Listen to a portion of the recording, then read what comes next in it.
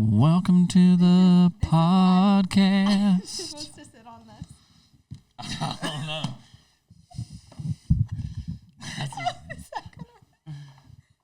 Get up there, girl. And then you you're like a little kid. I know. Okay, this is do good. You want to go lower though? No, this is good. Does it look stupid? From the front? Yeah, no, it's fine. Essentia. All right, well, let's go ahead and start this podcast off by saying, Purina, please sponsor us. Essentia, sponsor us as well.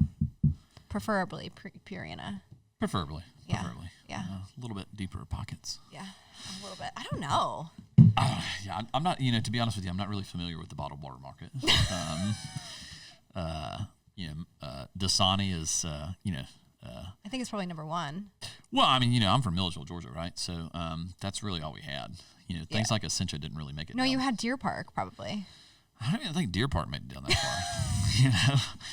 far. I will never forget, though, my mother called it Dan Sandy. She's like, oh, will you pass me that bottle of Dan Sandy? And my sister was like, I'm sorry, what? She's like, the Dan Sandy water. She was like, that's Dasani, Mom. That's Dasani. Wow. Yikes. Does she still call it that? No comment. Betsy, if you're listening. Man. Yeah. This is telling. This is like a tell-all podcast. Yeah, it is. It is. And, people, please don't judge me on my upbringing? My poor upbringing, right? No, literally, when I didn't realize how, poor my education was until I went to college. And, I met all these kids from Atlanta, and, they were literally using words that, I didn't know what they meant. I was like, wow, you guys are way smarter than I am. You guys are really smart. Yeah. But look at you now. Look at me now. I still have to think before I pronounce the word subtle. It's not subtle. It is not, buddy. It is subtle. So, Milledgeville, Georgia, baby. Let's go. Let's go. Well, I think that's a great segue to introduce you. Awesome. Thank you. We're really excited to have you here. I love it. And excited to be here. Yeah. This has honestly been a podcast that I've wanted to do, an episode that I've wanted to do for a really long time, because I genuinely think between our two personalities, we could probably just riff for a while. And it'd be pretty entertaining for you guys, I think. Time will tell. This would be true long-form content. 100%. Yeah. Oh my gosh. Okay, well, tell everybody who you are. I am Dr. Matt Bradley. I am a small animal veterinarian here in Atlanta, Georgia. I am the owner of Modern Vet. Hey. We opened up January of 2024, so we're going on about 13 months of business, and it's been wonderful, right? Obviously, first year is always difficult, ups and downs. It's beautiful, fun, exciting, anxiety-inducing. All the things. I also welcomed my third child while I was a business owner. And so. Hell yeah. Hell yeah, dog. And so, man, that's who I am. I have been blessed to work with KB Media. Truly, and I say that, I'm not just, blowing smoke on the podcast, right? Truly, it has been a pleasure. And you have opened my eyes to social media and marketing in general, right? And so, Kelly's been a huge asset to us, so I'm excited to be here. Oh, thank you. I'll pay you later. So, but I think it's so cool because I see, our personalities are very similar, where I see, you're like, okay, yeah, I'm going to go and open a brick and mortar. I'm going to open my own practice. I'm going to do all these things. I'm going to have a baby. I'm going to do as much as I can in 12 months. And you did a great job. I mean, here we are. You're still here. You're still standing. Still alive. It's pretty amazing. Yeah, my father-in-law likes to say, if you wait until you're ready to have a child, or if you wait until you're ready to have a business, you'll never have a business. You'll never do it. Right? And so it's hey, is it the most ideal time in the world? No. But just do it. Yeah. Right? And so anybody out there thinking about opening a business, man, just do it. Yeah. Right? There's never going to be a perfect time. There's never going to be an ideal time. You're never going to have all your ducks in a row. You just got to do it, man. Yeah. Okay, so talk to me about the process of, you got out of school and you're like, I'm not going to go work for somebody. I'm going to work for myself. Yeah, I mean, the goal has always been to open my own business, right? Okay. My father was a small business guy. He was an attorney, owned his own law firm. And so I've always been interested in small business. Always been the plan, right? And so I went and worked for other people for about 5 years before I did this. And, you know, I think I had that like creeping thought in my head that like I wasn't ready, right? Like, oh, I needed to be a better doctor. I needed to, you know more before I was ready to open my business. And I just finally decided one day, I was like, you know what? Like I said, like you're never ready, right? And so it dawned on me, you know, there's always something else that you can improve upon as a doctor, as a father, as whatever. And so you're never going to be fully ready to do it, and you just need to do it. Yeah. And so we found a great space and a great location, and we just jumped on it. Yeah, I mean, I've watched you transform the space, and the space is just so gorgeous, and you have such a great team around you. And I know you and Maggie have put a lot into this place, and I just remember when we first started shooting, and you would have people come in, you know, in and out. And now it's just like, seems like you're just slammed 24/7 all the time. Yeah, it's I mean, I remember, those first few months, like they were scary, right? You know, like 1 or 2 appointments a day. Yeah.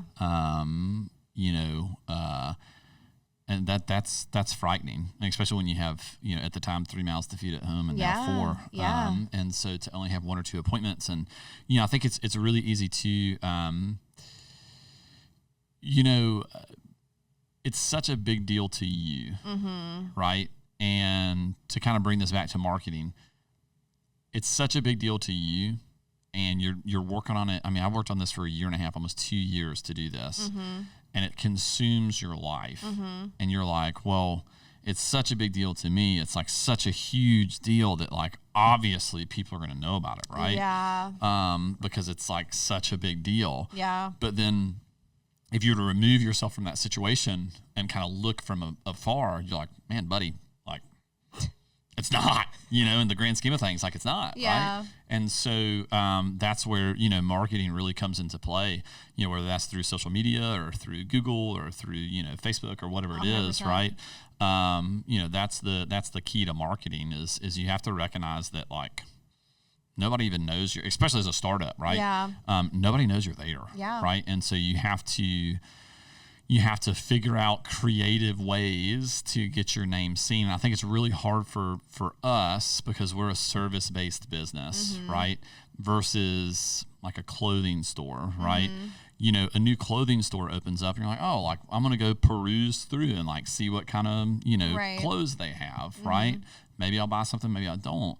In a service-based business like us, people don't come to us until they need us, right? And so, they might need me tomorrow, or they might not need me for 12 months, right? And so, you might get a quote-unquote impression, right? Whether that's again through a Google ad or Instagram or whatever, you might have an impression on that client, but they might not need you at that time, right? And so you have to stay top of mind for 12 whole months sometimes to convert a client, and that's really hard, really hard. No, for sure. And I think that's why that value driven content is so important when we come to, making your content strategy. It's just so important when, because you're right. Like you want to stay on top of people's minds. You want to be in the forefront. And you continuously want to, provide value to those people so that they do all those things. So. Yeah, I think, when it comes to social media marketing in general, right? It's almost like it's at the top and the bottom of the sales funnel. Yeah. Right? It's at the top for awareness. It makes people aware that you're there. Like, oh, hey, like who is this, veterinarian shaking his, behind on social media, and you get noticed, and they're like, oh, okay, cool, like he's down the road or whatever. Yeah. And so it brings that awareness piece, which is at the top of the funnel. But then I think probably one of the most important parts is the bottom of the sales funnel, right? Like that I think the traditional is like repurchase or whatever, but really that loyalty, right, which is the very, very bottom. Is after they've already made a purchase, right? Are they going to remain a loyal customer? Right. And let me tell you, man, I have faith that the clients that come in here, they're not going anywhere else. Yeah. Right. And especially when they see our social media, they're like, oh man, like I love what you do on social media. Like I love it, et cetera, et cetera. And so it almost reinforces that loyalty, and it makes your clients that you already have more loyal. Right. Like there's no way they're going anywhere else. Right. Right. Because they feel like they know you. Yeah. Well, and to kind of touch on that, I also think that it takes like a certain person to create that type of experience for people. Because I think, for our job, when we come in and clients call us and say, hey, we want to inquire, ask us about our business, whatever. And they look at, content like yours, we send them pitches and we're like, hey, this is one of our clients. And they're like, wow, like thinking that is, we are a product of that, and which we are, but at the same time, like you are really, the main point in this whole thing. Like you have to have the understanding, you have to have the personality, you have to have the sheer talent. Thank you. I'll have to say, just yesterday, there was a TikTok. I have to raise my chair because I feel very short right now. The chairs struggle. The chairs is struggle. Y'all, if you could see this, it's pretty I'm bad. sitting on a cushion. There was a TikTok comment yesterday that said that I was made for TikTok. And so, I saw that one. But no, in all seriousness, like I really think that sometimes, I would say most of the time when we talk about, your content and show other clients your content, they just feel like, that we have produced that to an extent, right? Like, but I think at the end of the day, what makes your content so great is really who you are as a person. And I think that you have to have the understanding, like I think that you have to understanding and know the appreciation and the value of social media in order to utilize it the best way possible. Because we can come in and tell you all of those things, but we're not in front of the camera. We're not the ones that are actually doing adding the value, adding the entertainment, doing all the things. We're giving you the idea, but you're the one that's executing it, right? Yeah. So I think at the end of the day, like finding that, that perfect balance in, working together and as a partnership like we have, that's why it's worked out so well. Yeah. I think because you have the dedication and the understanding and the passion to do it. Yeah, I appreciate you saying that, truly. Yeah. And, I think it's, especially in today's social media climate, I think it's so, it's pivotal that you're real, right? Yeah. If you try to be something that you're not, like people want authenticity. 100%. And if you try to be, if you're not charismatic, you're not outgoing, you're not, like balling out of control, crazy on camera, and then you try to be, like it won't. It falls flat. Yeah, it won't pick up, right? And people won't appreciate it. And so I really think you have to be truly authentic in order to kind of make it work. And so I think it's like setting those expectations, right? Like, hey, if this is not who you are, like we don't need to try to be that. 100%. We need to be who you are and what you're about. Yeah. And that's what people really appreciate. Yeah, and I think too that it provides a real look into what it actually is like to work with you. And I think that when people come in here, and now I'm not here every day, so I don't know, but I just know from working with you that what you see on camera is what you get in real life. I mean, unfortunately, so that the ability for people to kind of get to know who you are. And I think that's why we do so many variations of serious educational content and then like showing your funny, entertaining side. It's a polite way to put it. Yeah, exactly.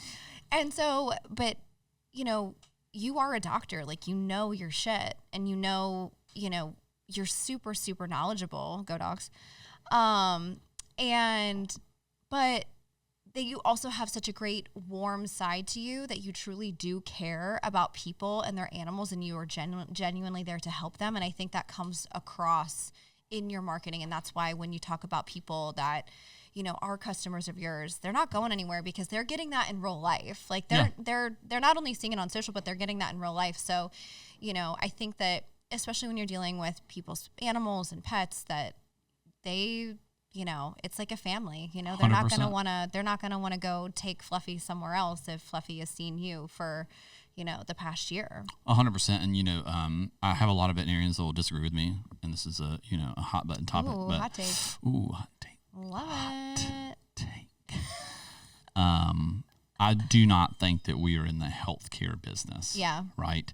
I think we are in the customer service business and we deliver healthcare.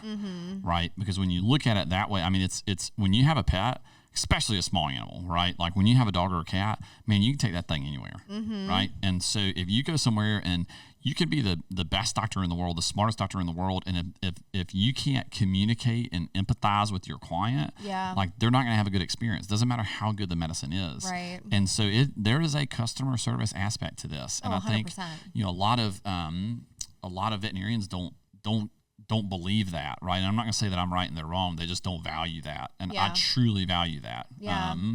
You know, that's coming from the Ritz-Carlton and, you know, doing that for so long. Like, I mean, the customer service or the customer experience is something that like is very like ingrained in everything that we do every single day. 100%. Yeah. And I think too, you know, I think about going to like a human doctor or having a service provider as a person, and you can be the greatest doctor, smartest person, whatever. But if I don't get, you know, warm and fuzzies when we're talking about something super sensitive, get out. Yeah, out. Yeah. You know what I mean? Out.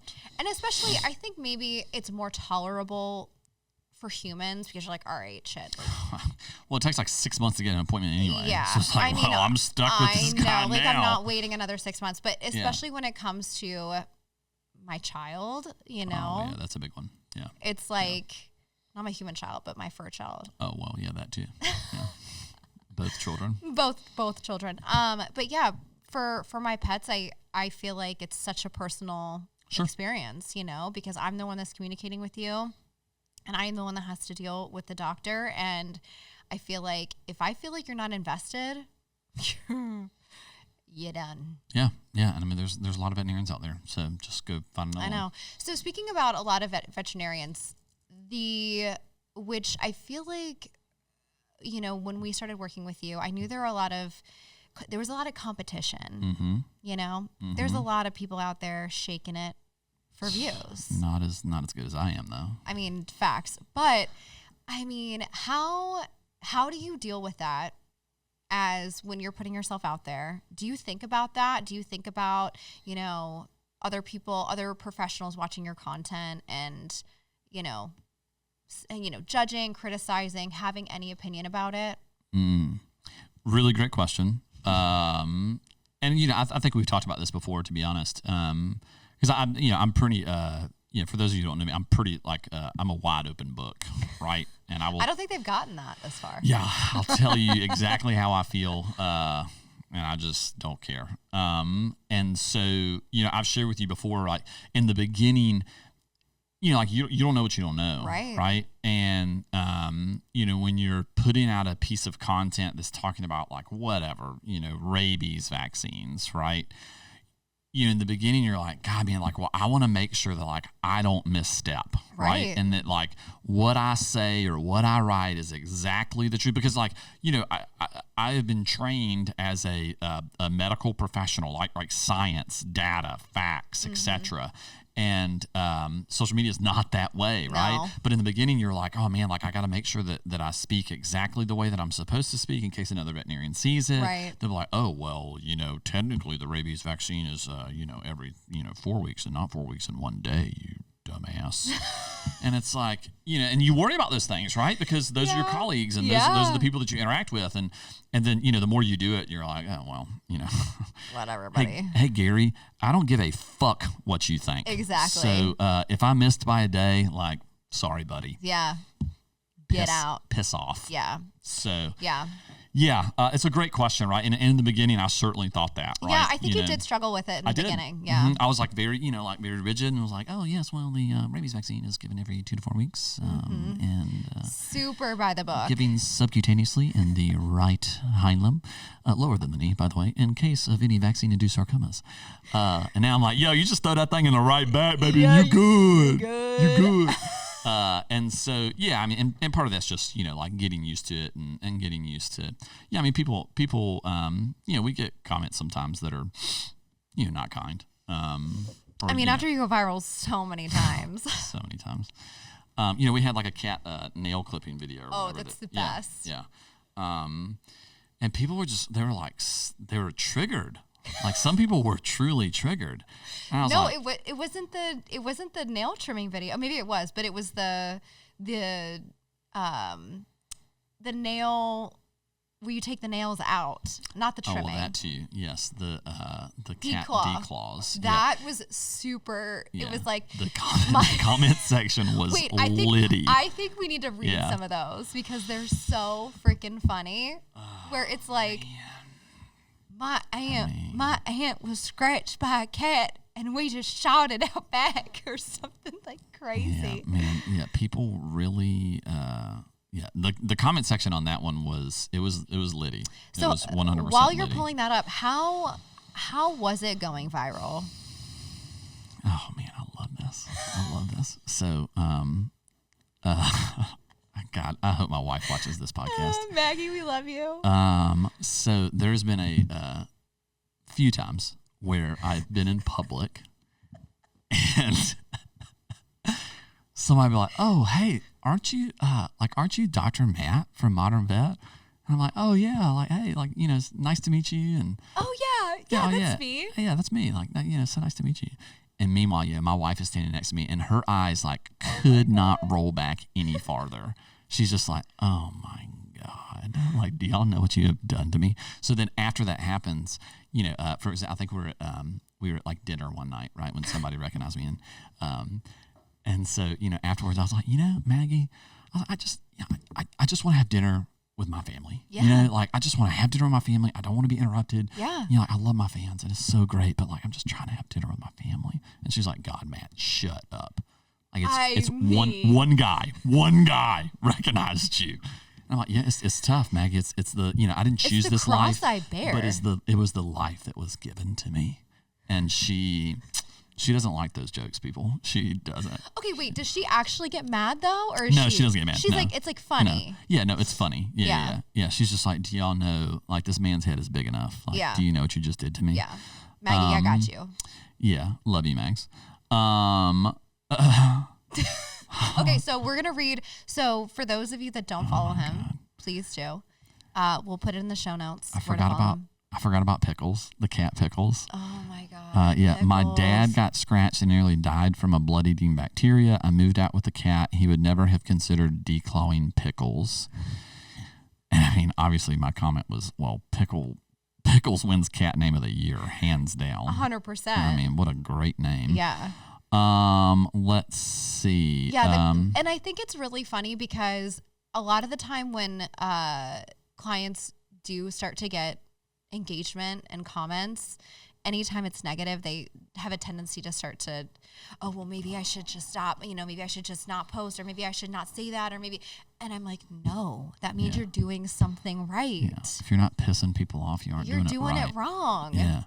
And then obviously like in this video, I tucked my We'll link the video so that you guys can watch it because teaser. It's so good. And that was your idea. That wasn't even our idea. You were like, should I just put my arm in my shirt? Yeah, 100%. And sometimes, okay, so let's talk really fast about how, because I think that's another thing that is always a little sketchy when you're going the comedic route is when, like, where's the line, right? And honestly, we have crossed a lot of lines, and it's really worked out for us. Yeah, we've. I think especially the past, like 4 our luck months. is running out. Today, we filmed today, and there was a question of whether we were talking about like something about eyes, and somebody, I'm not going to name names, Josh, but he was like, maybe you should put an eye patch on. Oh, I was like, my God. we've already done, missing an arm. We did missing a leg. Yeah. I was like, we need to lay off the disabilities for a minute because we've relatively been unscathed. We haven't gotten canceled yet. Knock on wood. And so I said, we're going to take a step back from missing organs and limbs. Yeah, I mean, because that's the thing is like I texted you yesterday morning and I'm like, today is the day.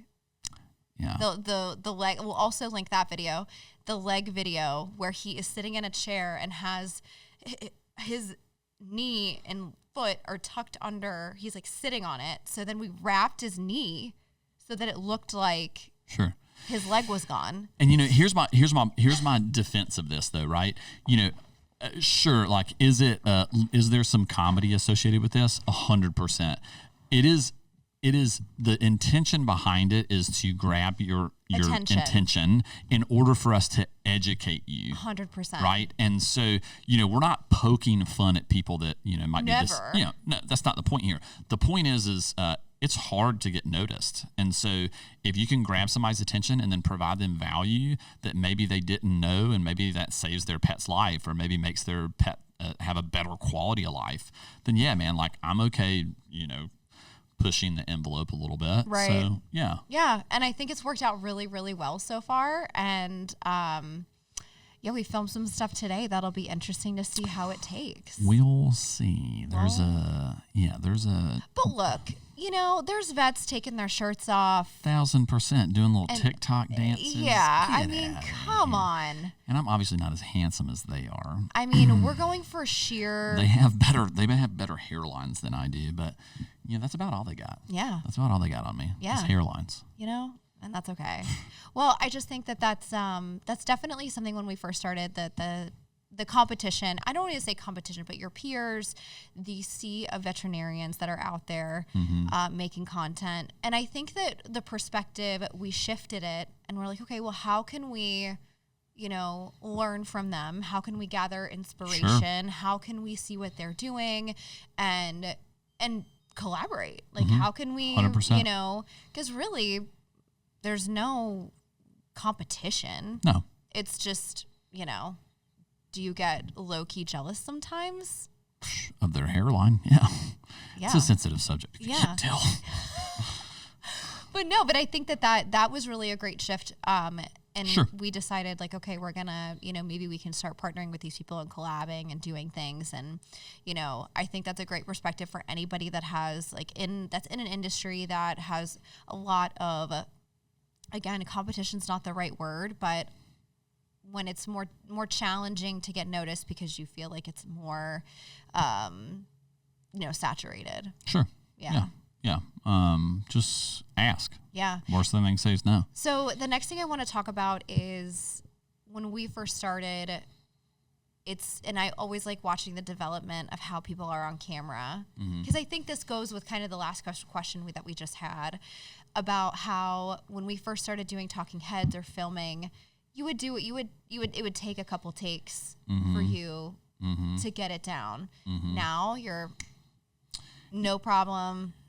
Yeah. Super confident, know what you're going to say. Yeah. Get less distracted. You still get distracted, but you get less distracted. ADHD is a thing.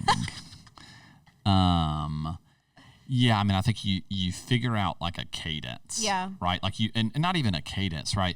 You understand, because again, like back to my point of you don't know what you don't know. Right. Right? Like you see all these videos on Instagram and TikTok, etc., but you don't really like understand them. You don't understand that, hey, there's like a hook. There's an intro hook. Yeah, there's a reason why you enjoy consuming it. Right. And then there's the meat, and then there's an exit. Right. Right. And so the more that you do these things and the more that you critique yourself, you recognize like, hey, there's a cadence, there's a set through this, right? Like, hey, like, yeah, we're going to talk about, we're going to talk about diet today, but you can't just, like hop straight in and be like, all right, well, let's talk about because who wants to hear about that? Yeah. Yeah. You gotta hit them with a hook, like, hey, this is why your dog's fat. Let's talk about canine diets. Apparently 2025 is the year of negative hooks. That's what you heard? That's what I heard. That's what the internet told me. That's what the internet told me. TikToks are telling you? Yep. So this is why your dog's fat. Wow. Brought to you by Purina. Yeah, sponsor us. That could be a podcast name. I know. This is why your dog's fat. Sponsored by Purina. I don't think they would take kindly to that. Oh, that would be good, though. We should pitch it to them. That would be fantastic. But so, again, like, I think that when we talk about social media and talk about marketing and talk about all those things, you know, I think as a business owner, understanding that the value of it, but also really understanding how a lot of it works. And I think sometimes that's a struggle for us that, you know, we walk into a new situation and they really don't really understand how all of these things work and not necessarily the value, because I think when you bring a team on, they obviously is a sense of value there, but they don't really understand why certain creatives hit and why certain creatives don't hit. Mm-hmm. And talking about when you were saying product-based versus service-based, product-based is honestly, I would say, way more challenging most of the time, because a lot of the time when people own product-based businesses, all they want to do is sell. They just want to sell the product all of the time. Mm-hmm. And so that's a really big challenge. And when we come in and usually have disagreements about that. So service-based, you usually have a personal aspect to it, which makes it a little bit easier. But I don't want to say easier. It's easier to create a community and an audience with a personal brand strategy. I would agree with that. I would agree with that. They both have their challenges, right? Yeah. You know, obviously the product market, you know, when you're scrolling through your social media and you see an obvious ad, I mean, how many times you just swipe? Yeah. Right? You're just like, oh, that's an ad. Boop. Yep. Keep going. You don't even it's just not even a conscious thing. You don't 100%. even look at really what it is. You're just like, nope. Yep. And so you have to build that community, right? And I don't know how to do that around a product, but yeah, I mean, I think personal brand is because people want authenticity. They want to be able to relate to you. They want to feel like they know you. And that's hard to do if you're not willing to get in front of a camera. Yeah. And we have a lot of pushback against that. I know, People and it's really struggle. But you know what? Who fucking cares what other people think? You know, like if you're a business owner in a service-based business and you're worried about what people might think online or what what your competitors might think or your colleagues or whatever, fucking forget it. Yeah. Who cares? Yeah. Because you know what matters is the people that are there with you. Yeah. Right? The people that are going to support you, the people that love you, they are going to support you. And if they don't, then fuck them. I literally do not care what you think. I care about what my family thinks. I care about what my employees think. I care about what KB Media thinks. But I'm serious. Outside of that, I don't care. Yeah. If you think my TikTok is dumb, cool, bro. Don't follow me. Well, yeah. And I think that's, again, talking about personality, I think there's so many people that we've worked with and that really struggle with it. And I know you and I both follow Gary Vee. If you don't follow him, you're a loser. Oh, he's the best, and he talks about it all the time. And because at the end of the day, who fucking cares about what other people think? Because they're not going to literally affect what you're bringing in, what you're doing in your daily life, the outcome of your success, none of it. So why are you worried about it? And why are you going to let that hinder you putting yourself out there and doing what you need to do to provide for your family? 1,000%. You know? 1,000%. And I'm not saying those feelings aren't wrong, because I certainly had them, right? I certainly had them in the beginning, and I validate those feelings, and I think they're very real, and I think they're very an understandable feeling to have. But I encourage you to step outside, because that's comfort. Right? You're seeking comfort, saying that well, I'm not going to do it because I don't want people to pick on me or people to think whatever you think they're going to think. Right? So you're seeking the comfort of not doing something. So I encourage you to be uncomfortable and get out there and do it, because growth happens when you're uncomfortable. Mm-hmm. It doesn't happen when you're comfortable. Yeah. And so if you stay in your comfort zone and you don't do anything, you ain't growing. No. As a person, as a business, you got to get uncomfortable, and that's how you grow. And I think just as an entrepreneur, you're just going to be forever uncomfortable. I mean, it's just constant. Yeah. Unfortunately. Unfortunately. So you kind of answered the question, but so any advice that you would give people that are hesitant about whether they bring a team on or not, even just setting up a tripod and doing it yourself and putting yourself out there, getting past that wall, that barrier? Yeah, I mean, I think, my advice would be, like, go into it with a plan, right? Because how many people, like, start it and never finish it? Right. Right? That do one podcast and then never produce another one. Yep.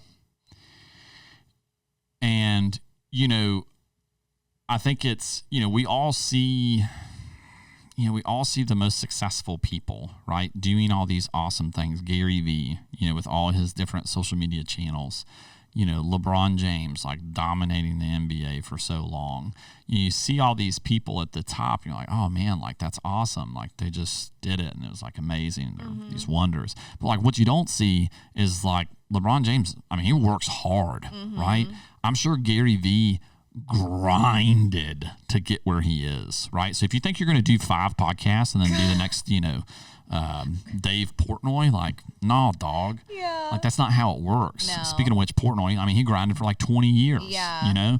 And so, I encourage you to go in with a plan, be realistic, be consistent, and just be yourself, man. Yeah. Just be yourself 100%. That's a great message. I mean, I hope that, and it's sad to me that people really do struggle with that. I personally don't understand it. I don't understand how you could be someone that you're not. I don't even know how to do that, but people genuinely really have a hard time with it. And it sucks because they just sit inside their head all day. Yeah. And they can't get past it. Yeah, I can't empathize with. I mean, I can empathize with it. I've that's gotta suck, man. Get over it. Get over it, though. Just be yourself. Nobody cares. Nobody's watching you. Nobody.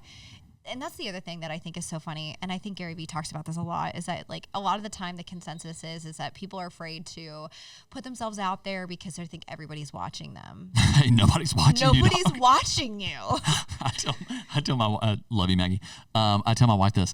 She's like, well, like lock all the doors and like this and that, and like, well, I don't. I'm like, hey, Maggie. Well, because somebody saw you, because somebody met you for the first time. Well, yeah, obviously, no. She's just like a door locker, and she, worries about. Like, well, what happens here? And I'm like, Maggie, like nobody's trying to break in our house. Like come on. I mean, maybe a fan, but I don't. I mean, No, I know. I mean, I live out in the boonies, and that's not totally true because there was 2 nights ago. I was drinking wine on my couch, and it was 7. We heard, Kelly. What? Did I tell you the story?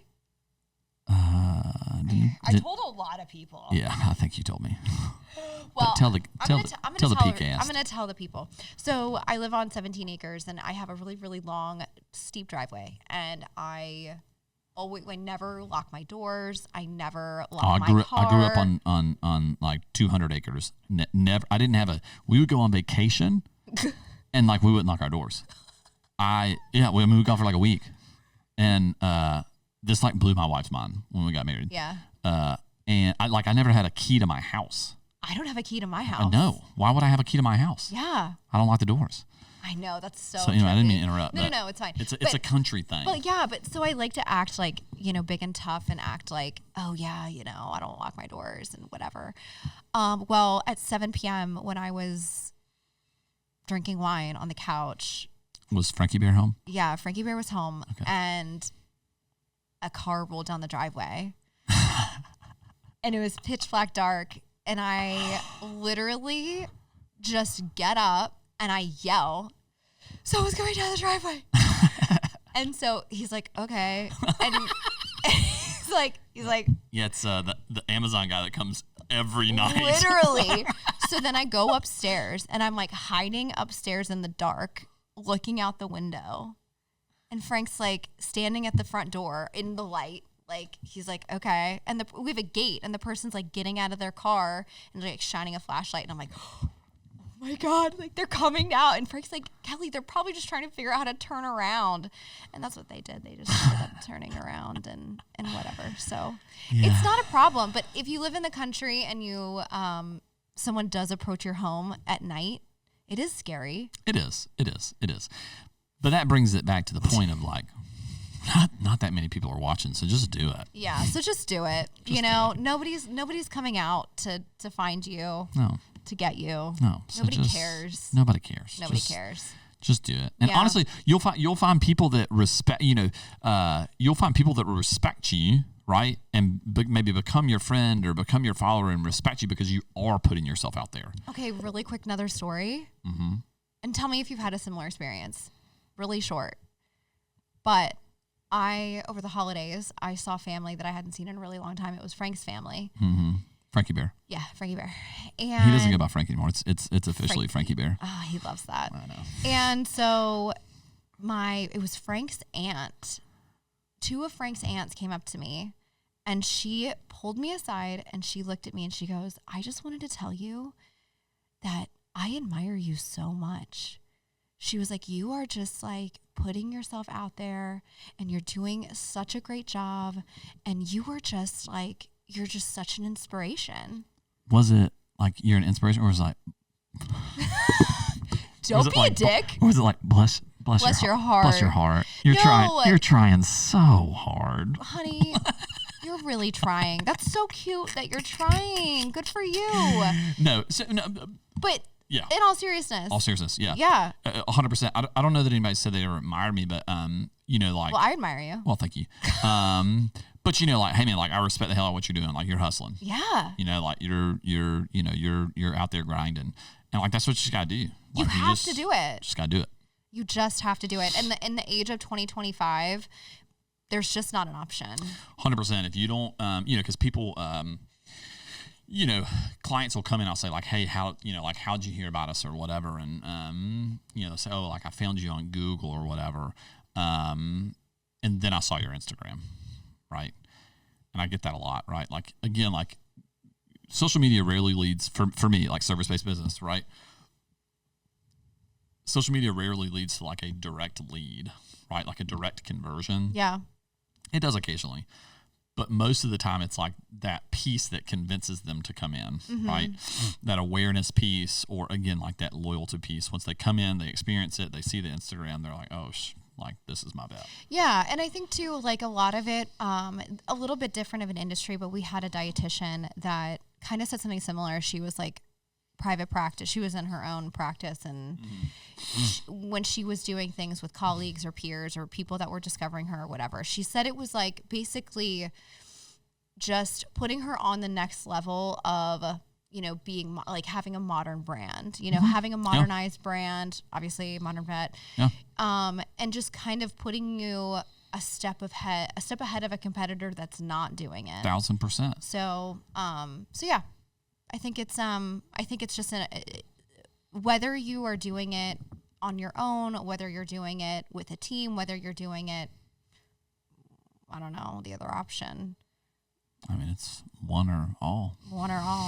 But it's just if you want to succeed and you want to utilize social media, then I mean, it's the cheapest form to do it. And I feel like it's a necessity for 2025. That's just how, I mean, people are going to, nobody's looking at like a print magazine. No, God, no. No one's. And it still happens, right? Like so many people come to me and it's like, hey, like, advertising this Neighbors magazine or whatever. And it's like, I hear you, man. Yeah. But like those things go right in the trash, man. Yeah. Print advertising is I think there's certain segments of it that can be successful. Yeah. I think mailers can work sometimes. Yeah. Like really big mailers, not like the coupon, book mailers. Yeah. But if you send out like a 5-inch by 7-inch mailer, like that might get some attention. Yeah. But man, like advertising in these like magazines. Yeah. It's just not it. It ain't it. Dog. It's just not it. It ain't it. And especially the way that you can target, right? So Yeah. like you can, you can target consumers or potential clients. Like, Right. man, that's really where the value of social media and really digital marketing in general, Google and social media, is that you can really pinpoint that person that you're looking for, Yeah. right? Like you can expose them to your content or expose them to your Google ad or whatever it is, like based on their interests, their age, Right. their location. Right. Like, you can't do that with print. No.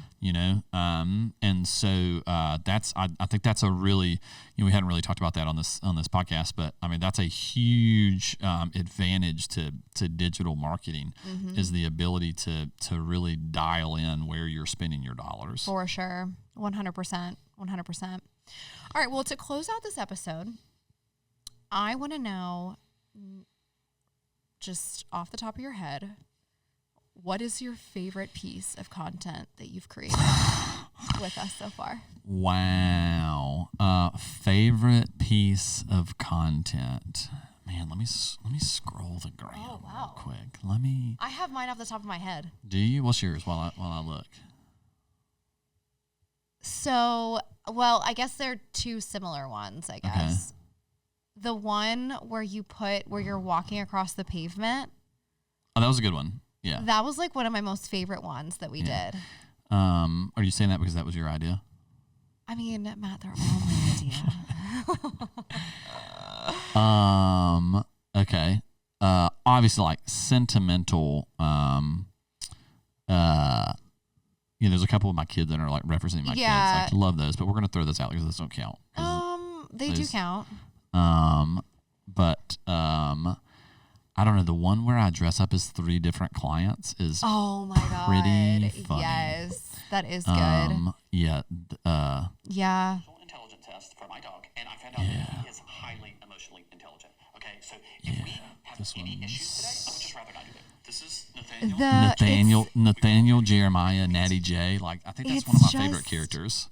I think we should bring Natty J back as like a recurring secondary character. I would love that. I mean, I wasn't there that day, and I want to know, loser. I want to know how the costumes came to be. So I think it was your idea to do 3 different clients. So props to you. Me. Shout out Kels. I believe Josh asked for props. And I said, hey, I can put a mop head on top of my head as hair for one. And then it was like right after Christmas, so I had some wreaths. And so that was a wreath as a hairpiece. It was it was like a accessory. As a hair accessory. Yeah. And then Colleen had the glasses and the pink jacket for the Tony Montana. That was so. It was really a group effort. Yeah. But yeah, that was a pretty good one. Yeah. That was a pretty good one. That was fun. Yeah. That was fun. Okay. Also, the stink. The farting one? The farting one. Yeah, that one was really funny. God. I was like cracking up laughing on that one. That one was good. That one was good. Yeah, that one was good. It's funny because when we have the way that the process works is like we have a marketing call with the team first, most of the time, and then we have a marketing call with you. And so when I pitch these, like usually I'm writing these ideas like half drunk, lit, and then I'm just like, they come together in my brain, and then I write them down, and then Josh just destroys the idea, right? Yeah. And Josh is a crusher of dreams. He's like, I don't get it. I think it's stupid. And I'm like, that's not going to make sense. And then just like rewrites it. But no, he's brilliant, and I love him so much. But yeah, like it's just so funny. Sometimes I feel like I pitch the ideas to the team, and they're like, I don't see it. And I feel like as more ideas have gotten accepted, my ideas have gotten just like a little bit more haywire. But yeah, that's usually how it goes. So when I pitched the idea for the farting, Josh was like, okay, like how is this gonna go? Yeah. What's Josh the is- breakdown? Da da da da da. And I'm like, oh my god. He's very like he needs like he wants like a set list. Yeah. Right. Like he's like, all right, well, scene 1, Matt enters. Yes. Scene 2, dog farts. Yeah. And like Kelly's brain doesn't work like that. If you're into like the color coding of personalities, like Kelly's a yellow, right? She is like big picture, like like the dog farts, and then like he's in there, and then the doctor smells it, but then like the client thinks that 100%. And so she's not like the green or blue like list set, and that's where Josh comes in. So they work well together. Yeah, we do. But all right, well, I appreciate you coming on. This was a pleasure. I mean, honestly, it really was. Really was. I enjoyed this. This has reinvigorated my love of podcasts. We've done one before. With Peach on a Leash, shout out. Her name was Alex. Alex Sessa. She's the best. And so maybe we should start a modern vet potty. Yeah. Ooh, I don't like that. Modern. We deal with enough shit in our profession, so modern vet potty is not going to sound right. I mean, the Modern Vet Shit podcast. Where we just throw shit at the wall and see what sticks. These are all great and innovative ideas. Yeah. This is creativity at its finest. Yikes. All right, thanks for watching. Bye.